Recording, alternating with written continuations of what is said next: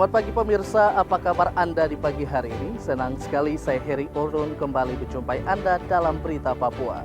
Sejumlah informasi pilihan dan teraktual disiapkan tim redaksi kami. Berikut 3 berita utama kami sajikan untuk Anda.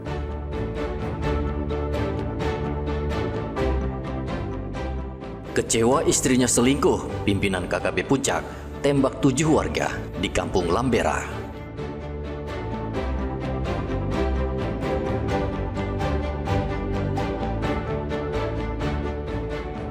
Seorang pria ditemukan tewas dengan sejumlah luka tusukan di halaman rumah di Kabupaten Merauke.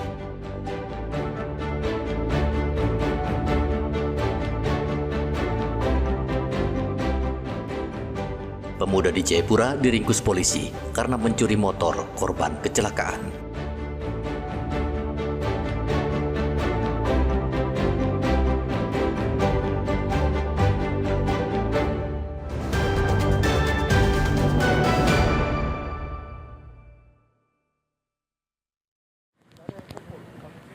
Kelompok kriminal bersenjata pimpinan Kalenak Murib kembali melakukan teror penembakan. Kali ini terjadi di Kampung Lambera, Kabupaten Puncak, Papua Tengah.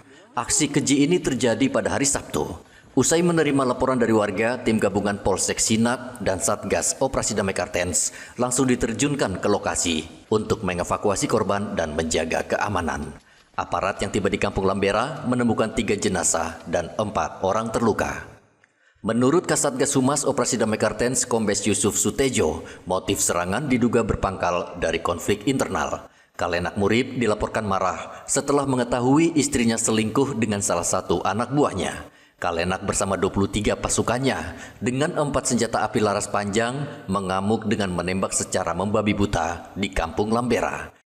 3 orang tewas di lokasi dan 4 orang luka serta 11 rumah atau honai dibakar. Telah terjadi aksi kekerasan yang dilakukan oleh kelompok kriminal bersenjata pimpinan Kalenak Murib di Kampung Lambera, Distrik Yugo Moak, Kabupaten Puncak, Papua Tengah. Dalam insiden tersebut, 3 warga dilaporkan meninggal dunia, 4 lainnya luka-luka, dan 11 honai telah dibakar. Motif penyerangan diduga bermula dari persoalan pribadi, di mana Kalenak Murib, pimpinan kelompok kriminal bersenjata wilayah Puncak, menduga istri ketiganya berselingkuh dengan salah satu anak buahnya yang bernama Winanggen Wijangge. Hingga saat ini patroli gabungan terus ditingkatkan di wilayah distrik Yugo Maok dan sekitarnya. Satgas Damai Kartens juga melakukan penyisiran terhadap KKB pimpinan Kalenak Murib yang masih diburu. Arthur melaporkan dari Kabupaten Puncak, Papua Tengah.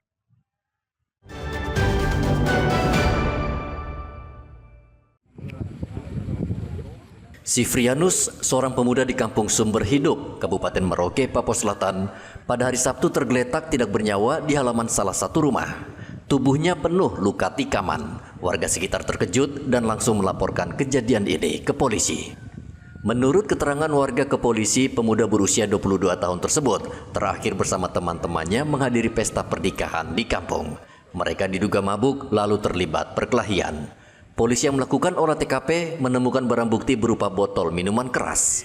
Satreskrim Polres Merauke masih melakukan penyelidikan dan pendalaman. Korban teridentifikasi bernama Sifrianus, umurnya sekitar 22 tahun. Jadi ditemukan di Tanah Miring, Kabupaten Merauke. Kemudian di tubuh korban ditemukan ada beberapa luka, namun belum teridentifikasi dengan jelas karena tadi langsung dibawa ke rumah sakit untuk keperluan visum. Jasad korban dibawa ke rumah sakit untuk divisum. Saat ini polisi masih menyelidiki kasus pembunuhan ini dan mencari para pelaku. Polisi menghimbau pelaku menyerahkan diri karena akan terus diburu aparat. Muhammad Ridwan melaporkan dari Merauke, Papua Selatan.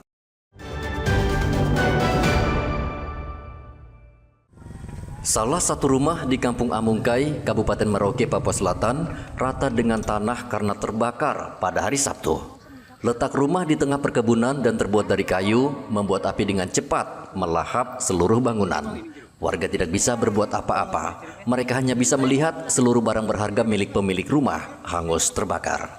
Menurut Kepala Seksi Humas Polres Merauke AKP Pri Sutejo, dari hasil olah TKP, kebakaran disebabkan pemanas nasi yang meledak. Untuk sementara dari hasil pemeriksaan saksi dan pemiliknya bahwa itu diduga dari konsleting listrik dari rice cooker yang terlalu panas sehingga terjadi korsleting. Tapi meskipun sudah ada dugaan itu bahwa itu korsleting, tapi Bapak Kapolres Merauke AKBP Leonardo Yoga telah memerintahkan Kapolsek Tanah Miring itu dari Minto dan dari tim Inafis untuk melakukan penyelidikan lebih mendalam. Kemudian akibat dari kejadian tersebut tidak ada korban jiwa, namun korban kerugian materi sekitar 100 juta. Dan rumah tersebut semuanya hangus terbakar karena itu bahannya dari kayu. Akibat kebakaran ini, pemilik rumah menderita kerugian hingga ratusan juta rupiah. Muhammad Ridwan melaporkan dari Merauke, Papua Selatan.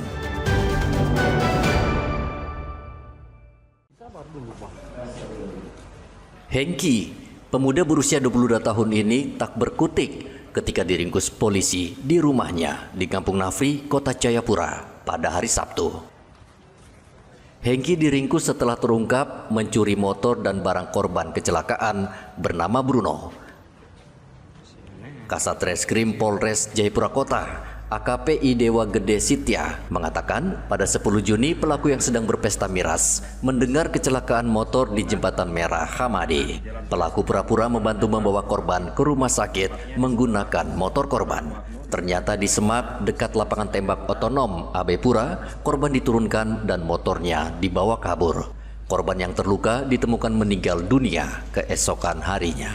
Oleh si tersangka saat itu, korban hendak ditolong untuk dibawa ke rumah sakit untuk mendapatkan pertolongan karena pada saat ditemukan masih dalam keadaan bergerak ataupun bernapas. Ya. Kemudian di tengah perjalanan si tersangka memiliki niat jahat, yang mana korban yang tak berdaya atau dalam keadaan kritis saat itu sengaja diturunkan di TKP penemuan mayat, yaitu depan lapangan tembak Perbakin di Kelurahan Wahnu. Setelah diturunkan, kemudian si tersangka ini membawa lari tas milik korban, ya, bisikan handphone, dan juga sepeda motor yang dikendarai oleh korban. Karena pada saat itu si tersangka sendiri berpikiran bahwa korban ini mungkin hanya sekedar pingsan. Apabila terjadi laka lantas, kiranya mungkin pada saat kesempatan pertama untuk memberikan pertolongan, sehingga mungkin nyawa daripada pengendara bisa diselamatkan. Seperti yang tadi disampaikan Pak Kasat Reskrim bahwa awalnya dia mau menolong membawa ke rumah sakit, namun niatnya sudah lain, akhirnya diletakkanlah di pinggir jalan. Seandainya kemarin dibawa ke rumah sakit, ya mungkin korban masih bisa tertolong. Pelaku dijerat pasal 363 KUHP tentang pencurian dengan pemberatan dan pasal 531 KUHP karena meninggalkan orang dalam keadaan bahaya maut dengan ancaman hukuman penjara 9 tahun. Riantonai melaporkan dari Kota Jayapura, Papua.